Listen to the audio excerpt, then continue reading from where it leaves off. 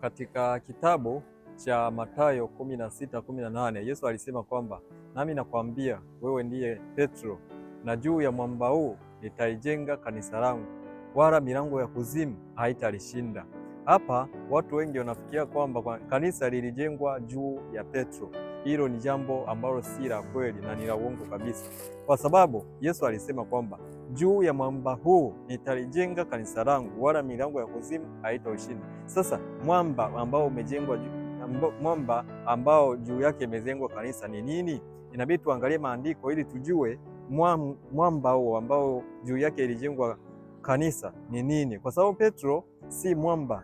Petro ni jiwe, yani Petro tafsiri yake ni jiwe. Ukisoma kitabu cha Yohana 1:42 inasema Petro maana yake ni jiwe, si mwamba. Sasa mwamba ni nini?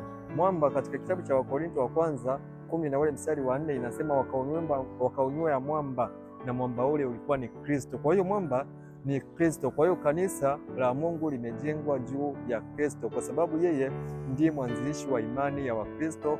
Katika kitabu cha Waibrania 10:2 inasema kwamba yeye ndiye mwanzilishi wa imani ya Wakristo. Yesu ndiye mwanzilishi wa imani ya Wakristo, na kanisa limejengwa juu ya Yesu.